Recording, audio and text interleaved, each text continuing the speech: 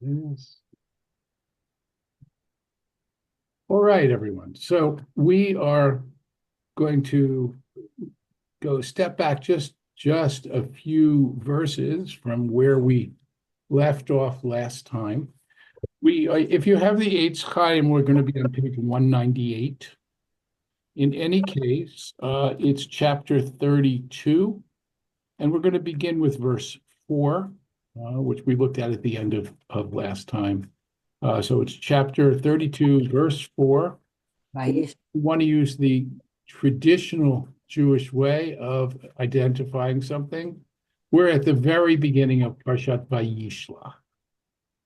And we're dealing here with Jacob's um, Jacob's return. Somebody has their just let me just if everybody would mute if you're not muted. Thanks. Okay. So we're dealing with Jacob's return home now. He's left Lavan behind. They actually had a treaty. They made a treaty after Lavan pursued him. And now he is about to cross the river and to actually encounter his brother. So, verse 4, chapter 32. And Yaakov sends messengers ahead to his brother Esau in the land of Seir, the country of Edom, and he instructs them as follows. You could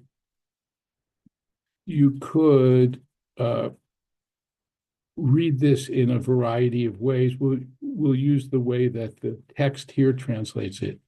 You shall say to my lord Esau, thus says your servant Jacob, I stayed with Lavan, remained until now. I have acquired cattle, asses, sheep, male and female slaves, and I send this message to my lord in the hope of gaining your favor. Right? So he's letting Esau know that he's coming. He's letting him know that he has a great deal of material wealth, presumably telling Esau he doesn't need anything from him. And the messengers come back and they say, we came to your brother Esau, and he is coming to meet you, and there are 400 men with him. Very ominous. 400 men, at least according to ancient Near Eastern records, was pretty much a military company. It's very standard. So Jacob has to be very worried that Esau, who you remember when he fled some 20 years earlier from home, he fled because Esau was vowing to kill him. And now he's coming, and Esau seems aware that he's coming and is coming to greet him with 400 men. And so you can see why Jacob was, and now we are in verse 8. Jacob is extremely frightened. In his anxiety, he divides the people with him and the flocks and herds and camels into two camps, thinking if Esau comes to one camp and attacks it, the other camp they yet escape.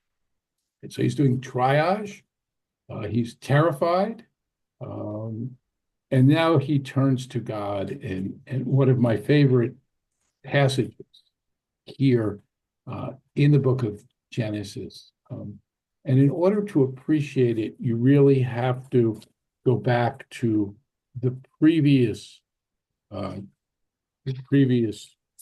chapter, previous parsha, really, when God had appeared to Jacob in a dream and he said he would protect him. And here, then Jacob made a vow, going back to verse 20 and 28, if God remains with me, if he protects me on this journey that I make and gives me bread to eat and clothing to wear, and if I return safe to my house, then he will be my God, and I will build this temple, and he'll get 10%.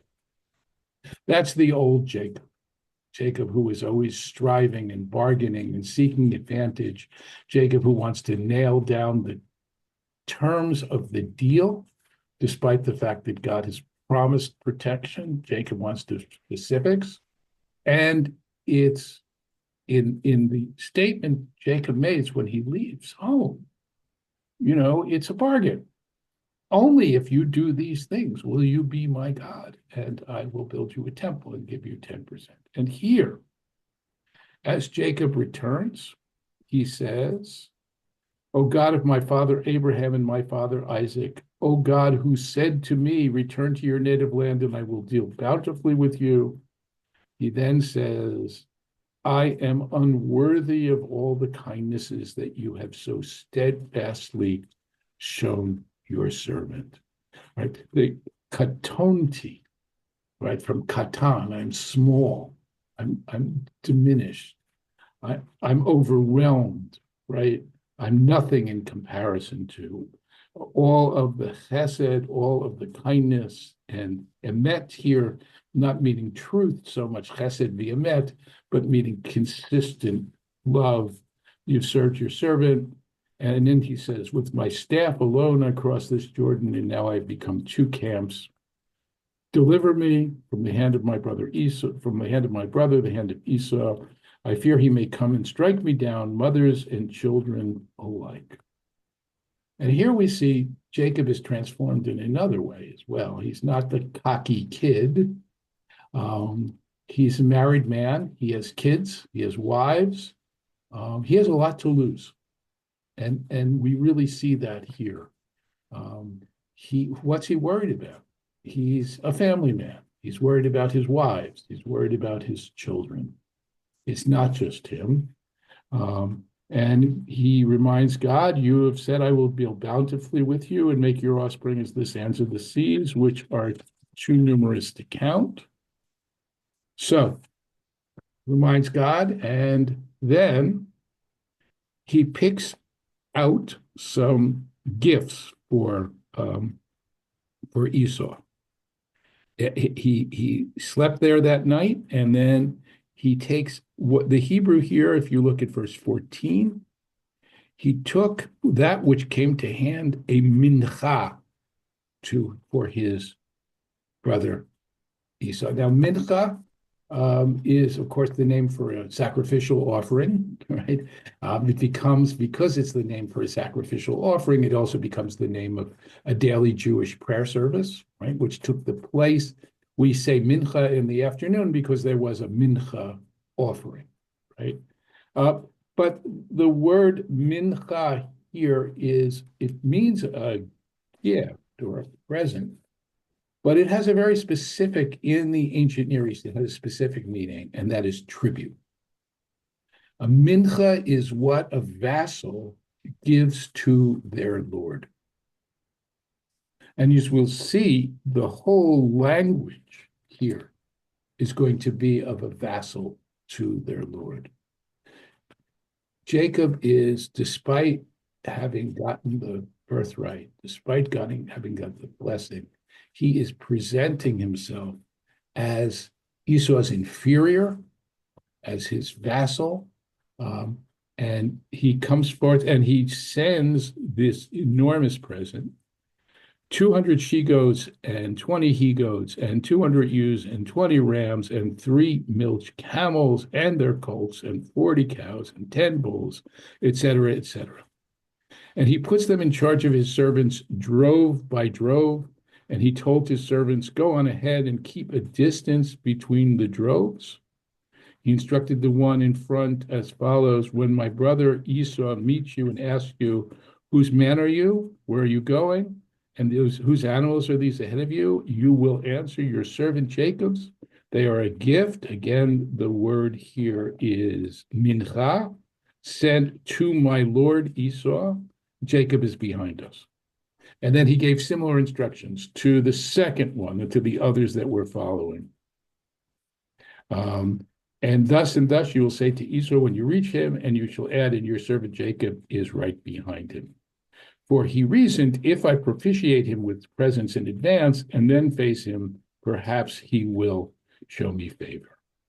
And so the gift went on ahead. So the idea, I mean, if you imagine this from Esau's point of view, is that all these flocks are coming and with somebody, and he says, what is all this? And he says, this is tribute from to you from your brother, and he's right behind.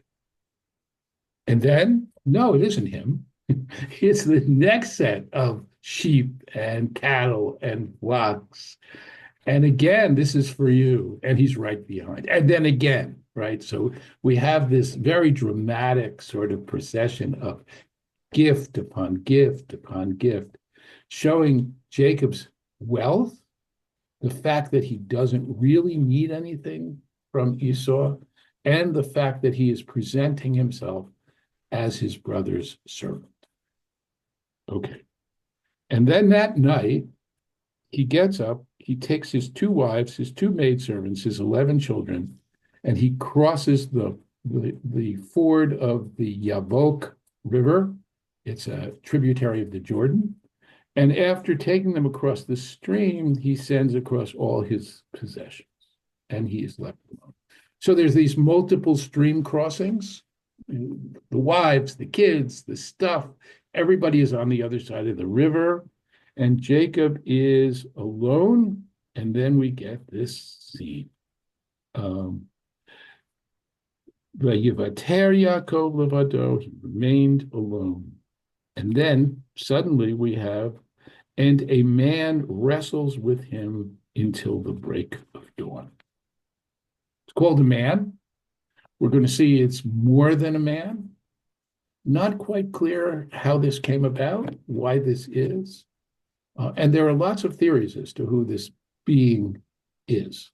One is that he is Esau's guardian angel, trying to keep Jacob from crossing the river, coming back to the territory which actually belongs to him and not to Esau. There's another theory is that this is really a dream sequence, that he's wrestling with his brother, with Esau, because that's what he's afraid of, and it's happening at night.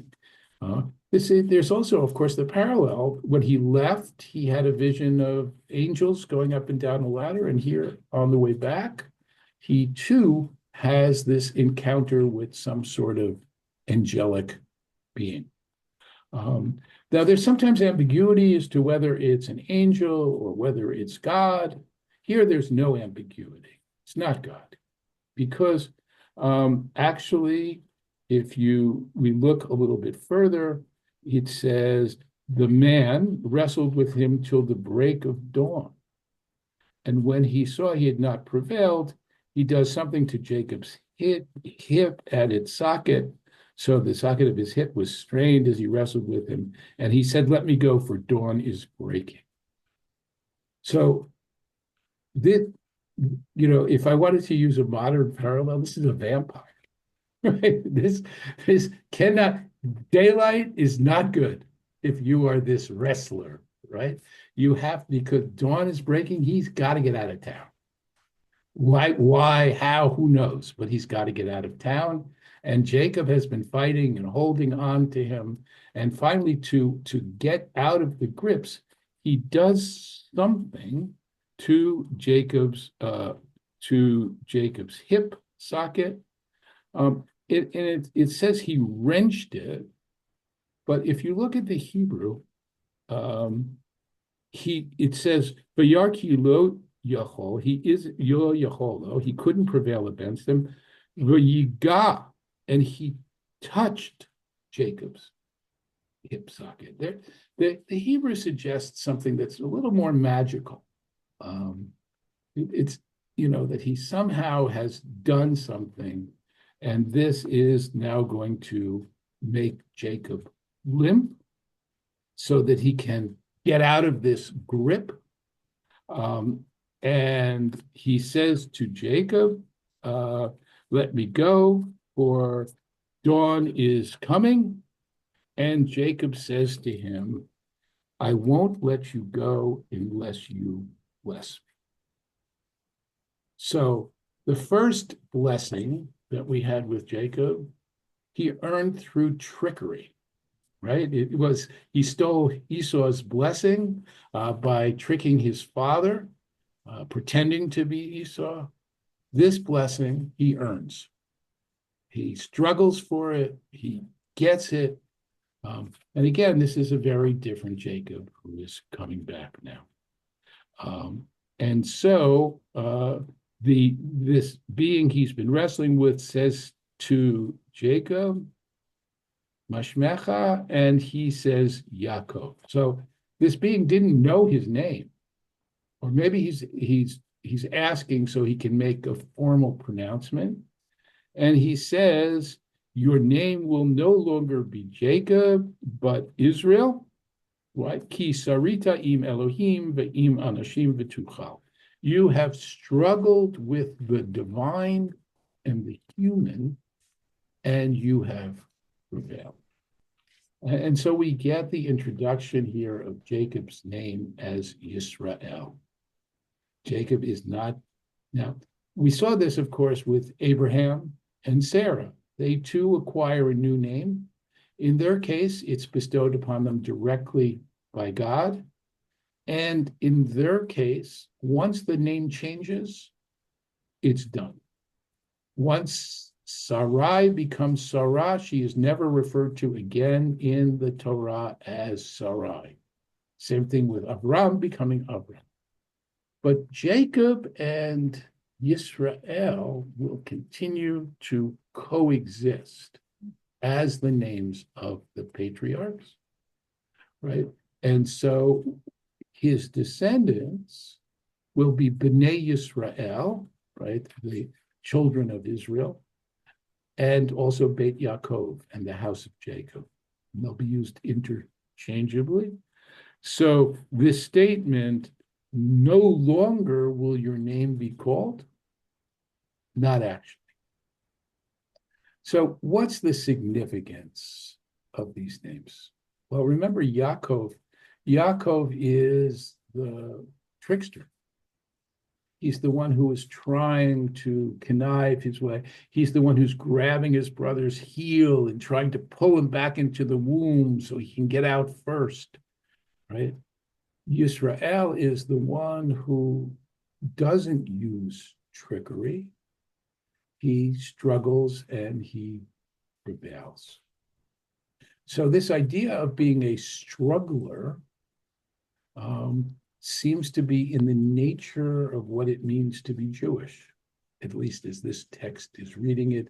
If you are a descendant of Israel, you are one who struggles with God and with people. I think it's an enormously apt name, as we've struggled to understand God and sometimes God's justice in the world, struggled to maintain our identities in a world that can be very hostile to us, continue to struggle.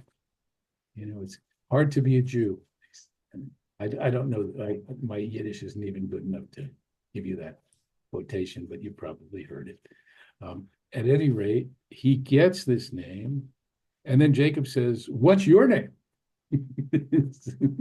Okay, you know my name.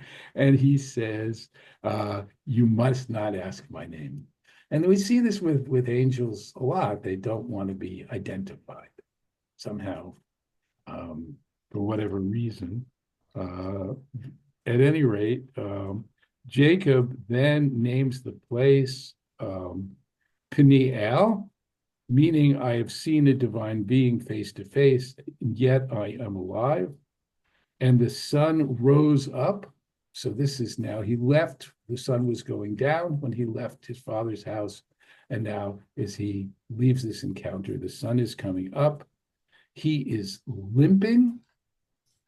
And then we get this very odd statement. The narrator's voice, we've seen a number of times, suddenly comes in and says, oh yeah, and by the way, that's why, because this happened to our ancestor Jacob, we do not eat the thigh muscle that is on the socket of the hip since Jacob's hip socket was wrenched at the thigh muscle.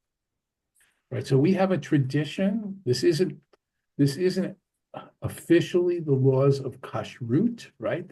The laws of how to keep kosher haven't been given yet, but we have a tradition going all the way back to this encounter that we should not eat a particular sinew, and Jewish tradition has always maintained that that's the case.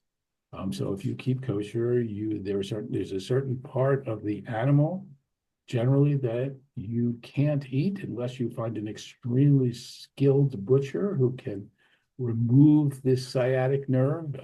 Otherwise, the whole thing isn't really available. That's why you can, in America, generally get sirloin steak if you keep kosher, because that's where this thing is. In Israel, they do have butchers who can cut it out. Here, it's cheaper to sell the meat to a non-Jewish, non-kosher butcher. And that is why, anyway, so we get this nice story, and we get the etymology of this particular dietary law. I'm going to stop at this point, and invite your questions or comments around this encounter as Jacob has now crossed over, having gotten a name. Go ahead, Francesca. It's sort of an aside. I used to be friendly with a cantor many years ago who wrote a song about Kisarita. That's what he called it. If I can find it, I'm going to send it to you. It's one of the songs I used to perform many years ago, and it's gorgeous. And it's always been one of my absolute favorite songs about a Bible story. The other thing is, what page are we on? I've been. Yes, if you have Eitz Chaim, we're on page 203. 203, thank you. I look forward to seeing them. Yes, I'll send it to you. Okay, anything else? Any other questions or comments? Okay, let's get on with our the encounter itself. Yeah, Dina has a question. Thank you so much. Sure. Thank you so much for sharing this. That's really interesting to see that transition from kind of like trickster to striver. And I was wondering, how do we interpret within this framework the idea that it was like Jacob said, "I won't let you go except for if you bless me." Is that act more trickery or more striving right before he gets like used? I mean, I think he's not tricking him, right? He's not pretending to be someone else. He has fought for something, and now he wants a reward. In other words, he's earned it. And I think the sense of Yaakov is that he's not concerned about having earned it, right? He wants what he wants, and he does what he has to do to take advantage of the situation. And I think it is different.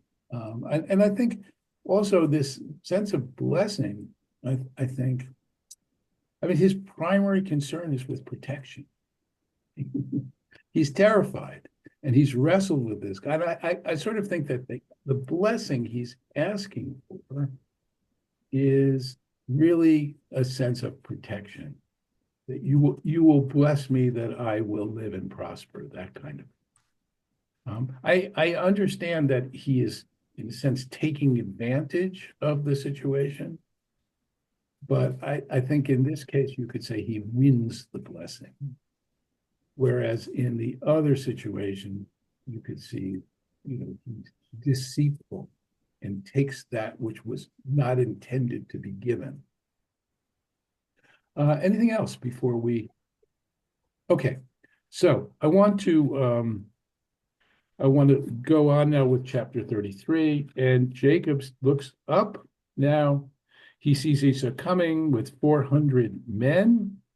And now he divides the children among Leah, Rachel, and the two maids, putting the maids and their children first, Leah and her children next, and then Rachel and Joseph last. And he goes on ahead, and he bows low to the ground 7 times until he was near his brother. And we know from ancient Near Eastern records that this is how you approach your Lord if you are a vassal. You bow down 7 times. And Esau runs to greet him, and he embraces him, falls on his neck, kisses him, and they weep. This reminds us the series of staccato short verbs, right? One after another is very similar to Esau, who one after another took the stuff that Jacob had made and he gulped it down and he ate it and he left. Right? This is Esau's personality. This is the way he behaves. But rather than attacking Jacob, he embraces him. You reminded back to when Jacob left, fleeing for his life. His mother said to him, go away for a little while and your brother will cool down. And I'll let you know you can come back. It doesn't happen that way. But the sense is that Esau is someone who is quick to anger. But you see here, after all these years, he's not harboring a grudge. Doesn't seem that way. He is genuinely glad to see him. He looks around and he says, who are these people with you? And he says, the children whom God has favored, your servant again. And then the maids and their children come forward and bow, and Leah and her children come forward and bow, and last Joseph and Rachel come forward and bow. And he asked, what do you mean by this company which I have met? You know, why are all these gifts, these people? He said, to gain my Lord's favor. And so that's why I did it. I have enough. My brother Esau says, let what you have remain yours. So he says, no, it's not necessary. I have enough. But he's not sending it back.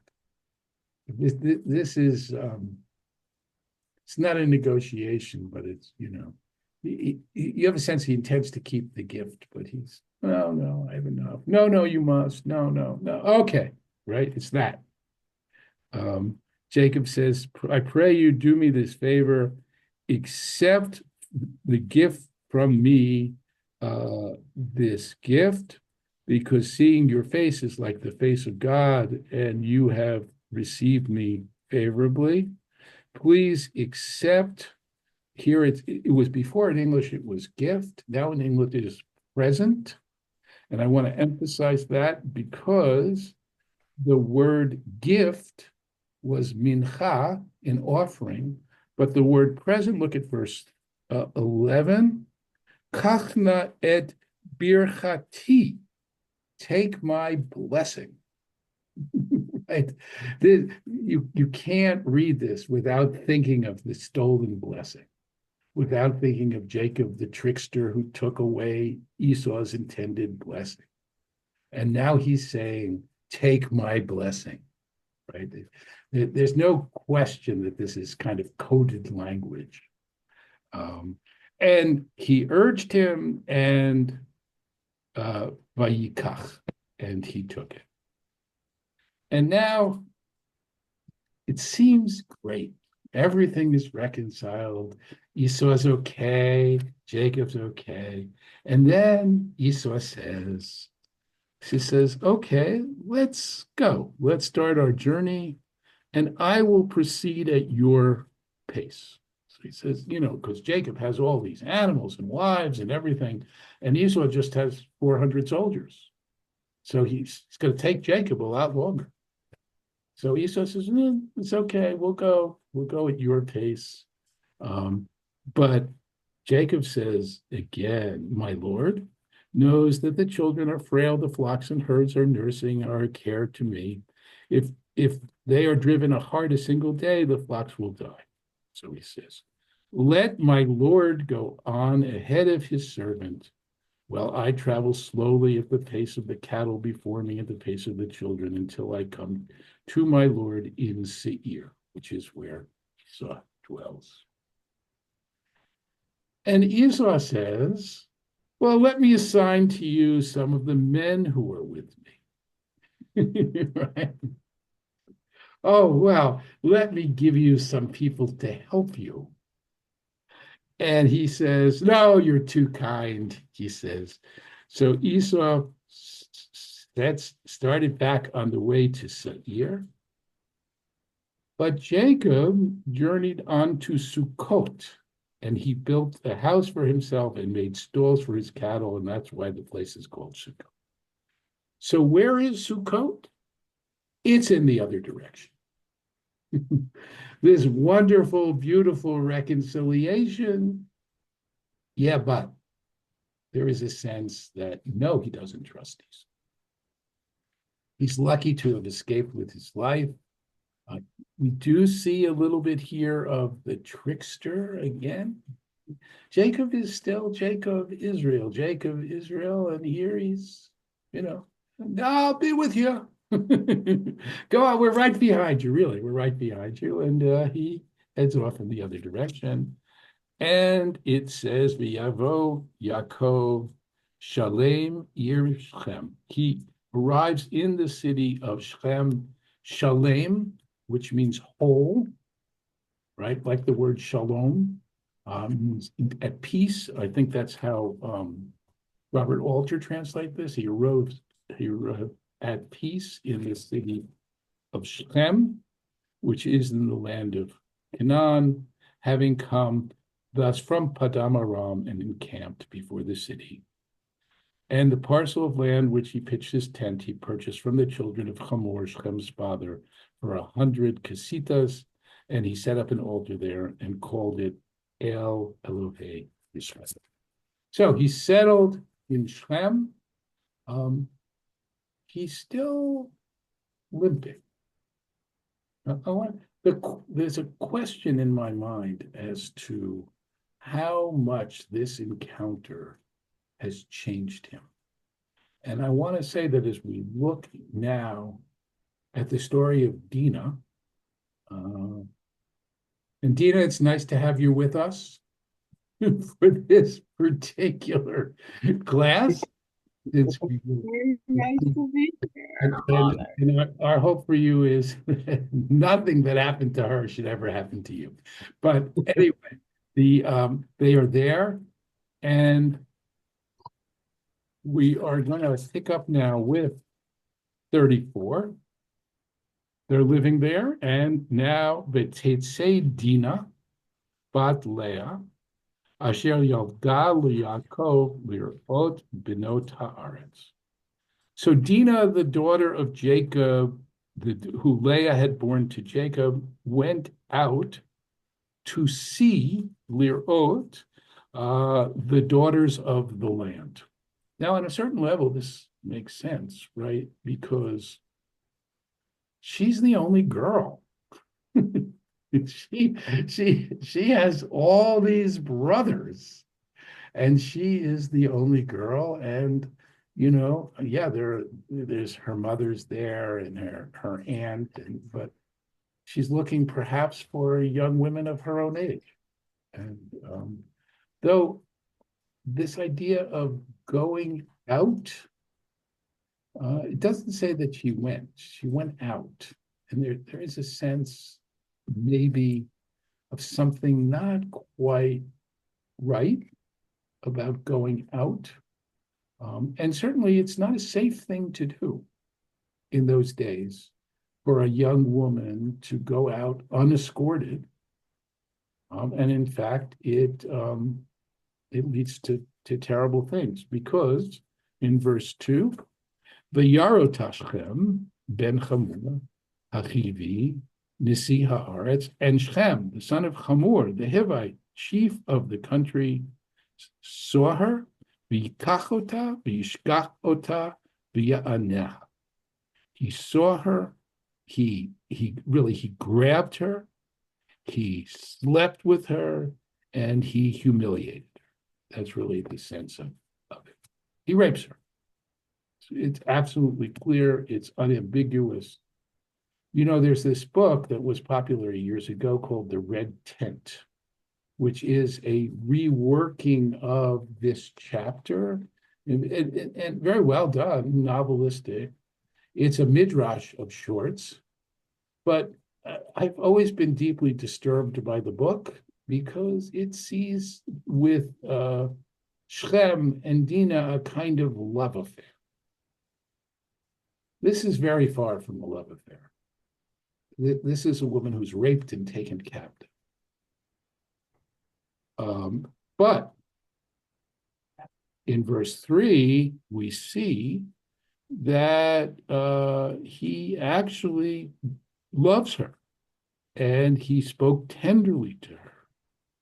And so Shem said to his father, Hamor, get this woman for me as a wife. Go talk to her people. I want to make this legit.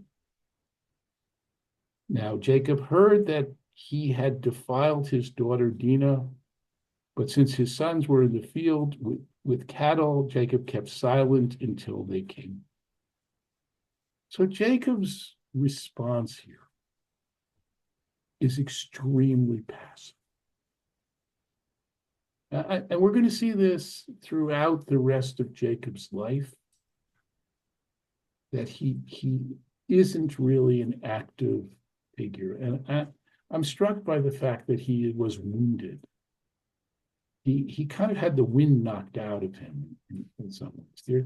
There is a sense that and we're going to see here as this plays out, as you probably know, how Jacob responds in this circumstance to the fact that his daughter has been raped and taken captive.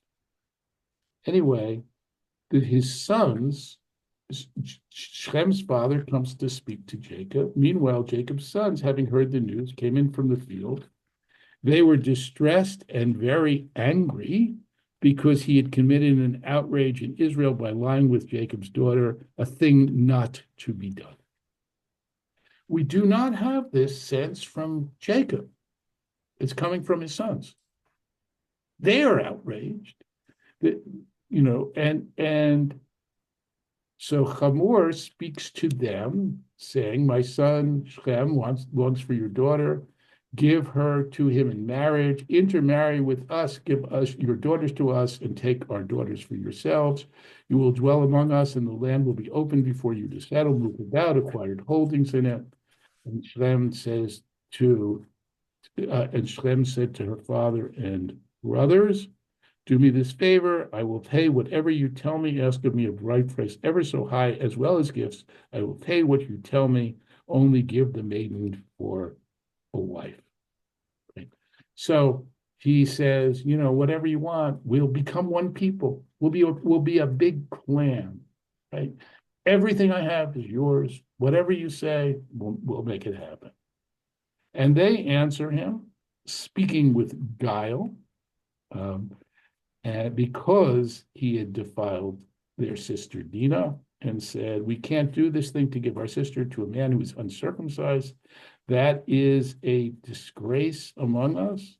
So we have this condition. If you will agree, you will become like us, every man among you is circumcised. Then we will give our daughters to you and take your daughters to us. But if you will not listen to us and become circumcised, we will take our daughter and go." Meaning what? Meaning they still have her. I mean, it's not, let's understand, it's not that they came with the girl. They came back with the girl and they said, what happened, but he'd like to marry her. And no, they're holding her captive. And though the brothers have this ploy, and the words pleased Hamor and Hamor's son Shem, and the youth lost no time in doing the thing, for he wanted Jacob's daughter, and he was the most respected in his father's house. So Hamor and his son Shem went to a public place in the town, spoke to their fellow townsmen, saying, "These people are our friends. Let them settle in the land and move about, for the land is large enough for them. We will take their daughters to ourselves as wives and give our daughters to them. But only on this condition will the men agree, and the circumcision, and then their cattle and substance and beasts will be ours if we will agree to their terms so that they will settle among us. So he's selling it, right? He's, hey, look how wealthy they are, right? It'll all be ours. It'll become part of our tribe. It's circumcision, I understand, but look, we have so much to gain. And all who went out of the gate of the town, the gate is the place where town business is done. It's the place he's made this announcement, and everyone listened to him, and all the males, all those who went out of the gate of the town were circumcised. And now, on the third day, when they're in pain, Shimon and Levi, two of Jacob's sons, brothers of Dina, took his sword, came upon the city unmolested, slew all the males. They put Hamor and his son Shem to the sword, took Dina out of Shechem's house, and went away. The other sons of Jacob came upon the slain, plundered the town because their sister had been defiled. They seized their flocks and herds and asses, all that was inside the town, all of their wealth, all their children, their wives, and the house they took captives as booty. Okay, so they rescued her and they slaughtered the people. And it was Shimon and Levi in particular who did this. And now Jacob turns to his sons and he says, you have brought trouble upon me, making me odious among the inhabitants of the land, the Canaanites, the Perizzites. My men are few in number, so that if they unite against me and attack me, I and my house will be destroyed. So his objection is, we are too vulnerable for this. And their response is, Achizonah ya'aseh et achotenu? Should our sister be treated like a whore? Like, how can we put up with this? Now, Jacob here we see he's a fearful person. Also understand that what's troubling to him is not what they did so much as the fact that what they did will make them vulnerable. It's not a moral objection that he has, right? It's a strategic objection. And that's worth noting as well. And so we're left with this unresolved question. And I think it reminds me a little bit of the Talmud, where you have two opinions, and each one has that which can be said for it. And in the end, the discussion is sometimes left unresolved. We don't know really what would have been the right thing to do. The Torah here does not seem to want to take an opinion, take a position on that question. And I think that's interesting. There is a sense of, it's just unclear how one deals with circumstances like this. And we certainly see many, many modern instances of situations. I mean, think about what's going on in Israel today.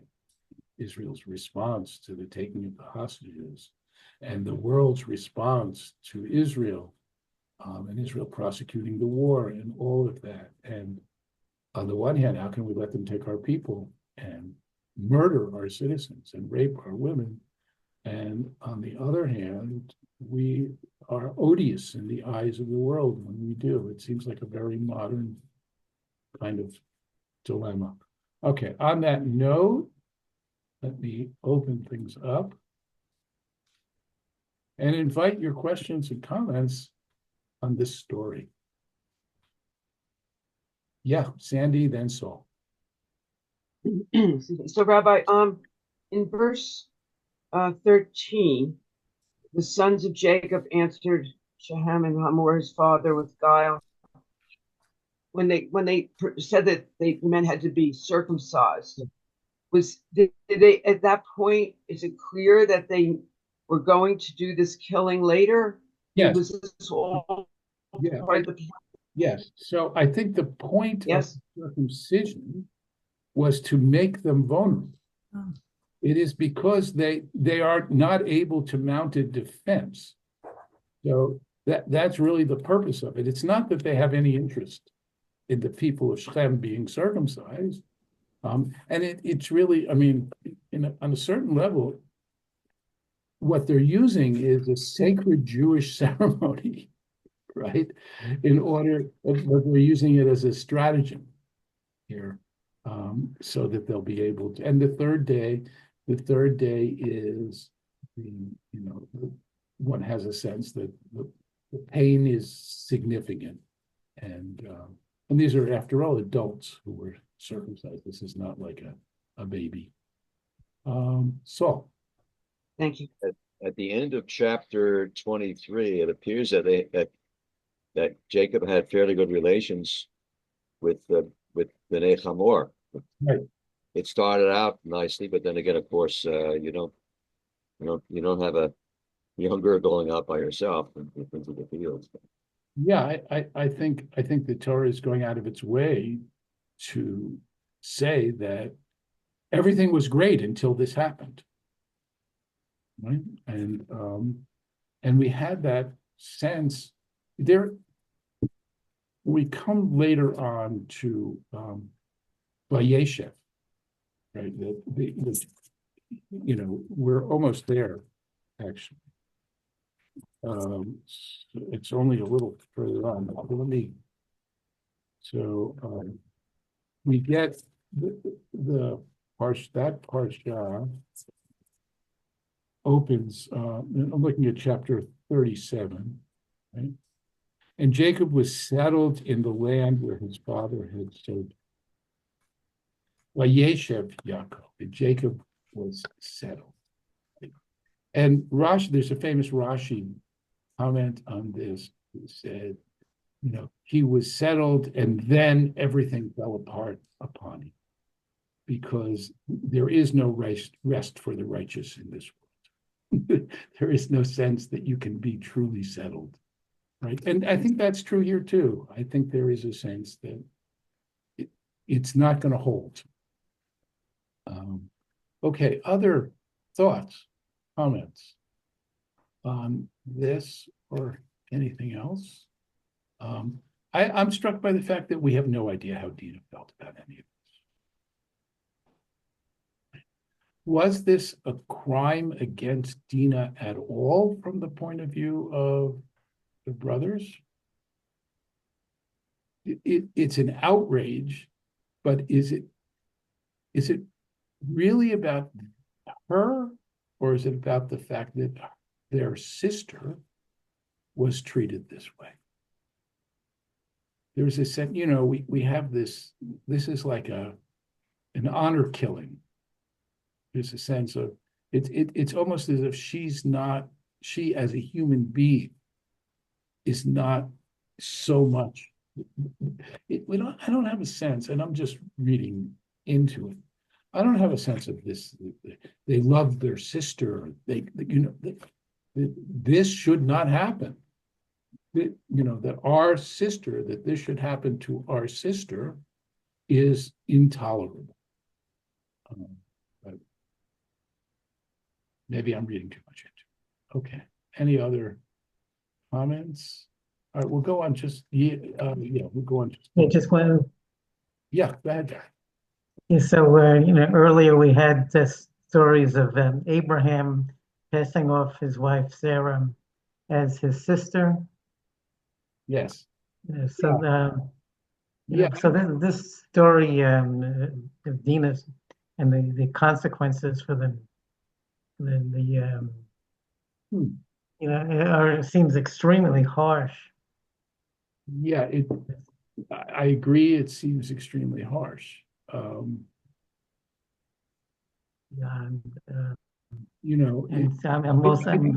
think it's a bit shocked that the Bible doesn't take a more forceful moral stance. Well, I think the problem is that it's not clear what the right answer is.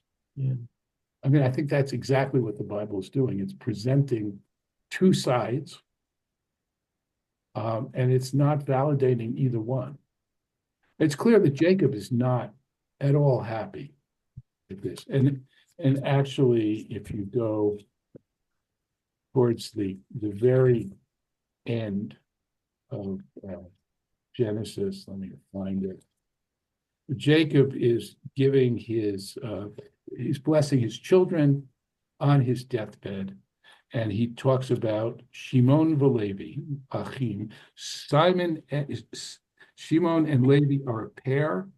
Their weapons are tools of lawlessness. Let not my person be included in their council. Let not my being be counted in their assembly. When angry, they slay men. When pleased, they maim oxen. Cursed be their anger so fierce, their wrath so relentless. I will divide them in Jacob, scatter them in Israel. Right? So he never forgets. And at that moment when he's blessing his children, right? And this is not the blessing you want to receive. Your dad is about to die and blessing you, and he says, "I have nothing to do with you." Right? I think he isn't so forceful here, but he never forgets it. Hannah, go ahead.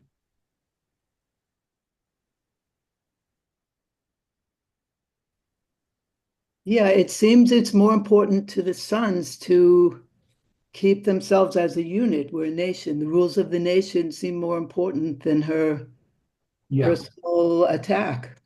yeah, More important. We're Israel. We're a nation. yeah. I think right. It's just really unclear how much of this is really about her, about their sister, about what's happened to Dina. But I mean, let's remember that she was raped and she is being held captive. And I think, were they just going to acquiesce? Oh yeah, it's fine. I don't know. I mean, I one of the things I like about this story is its unresolved nature. It poses this extreme situation, and it doesn't, and we get a sense of both sides. Ultimately, the sons are saying, can we tolerate such behavior? Is there nothing, we should just let it go? And and Jacob is like, that's the world we live in. We have to be concerned. We're not free actors. I think I saw somebody's hand. Dina. Yeah, it's really interesting what you're saying about how we don't get Dina's perspective, and was wondering if there's any midrashim or theories as to why, and if the lack of perspective could be interpreted in any way as indicative of some kind of attitude. Right? Lack of perspective being interpreted anyway as what? I'm sorry. Yeah, interpreted in any way.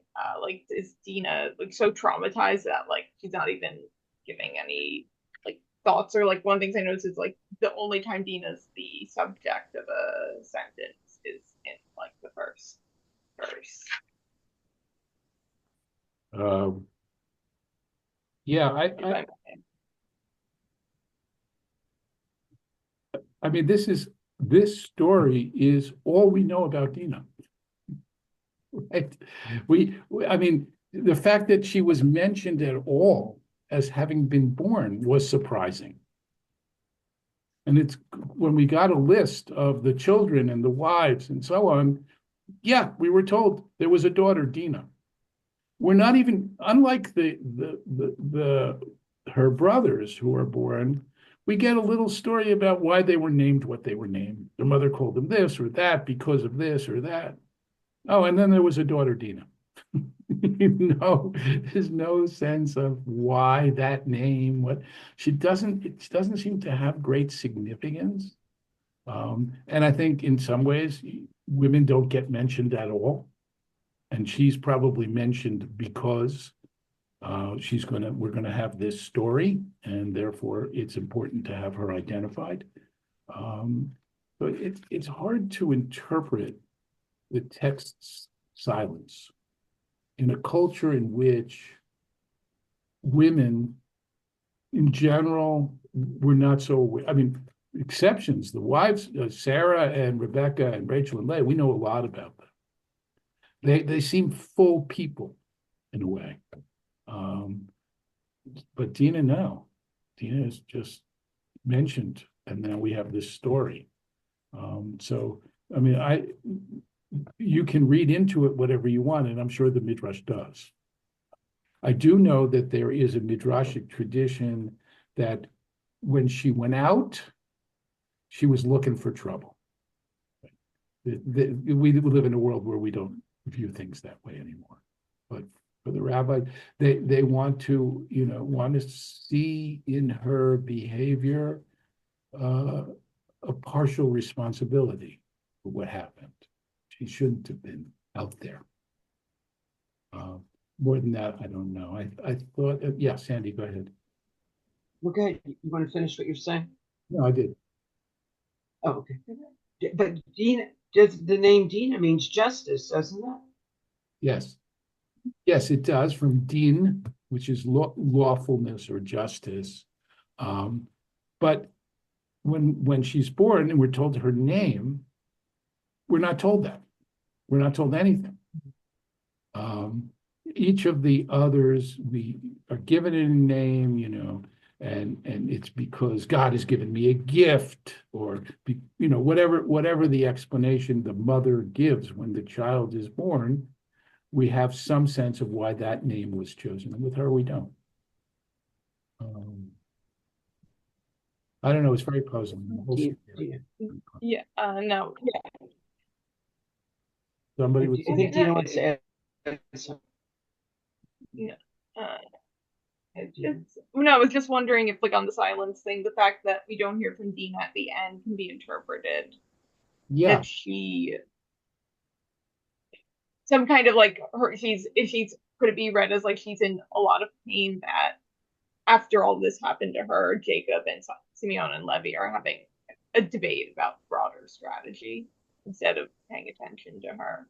Yeah, no, I Can think the silence be interpreted as some kind of anger or resentment or just like shock?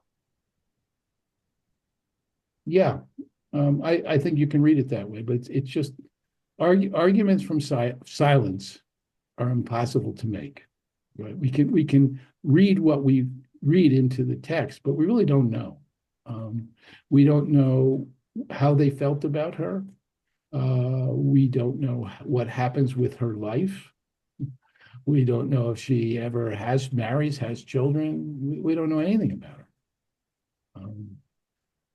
She seems to have been important just for this story, which is more about her brothers and her father in some ways than her. Very unsatisfying, I'm sorry. It's kind of where it is. Any other comments, questions? Okay, so hope to see you all next week. We will move on from here. And before very long, we'll be encountering the next generation and Joseph, which will take up much of the rest of the book. So have a great week, everybody. And I hope to see you next Tuesday. Thank you. Thank you very much. Thank you, Thank Anna. you.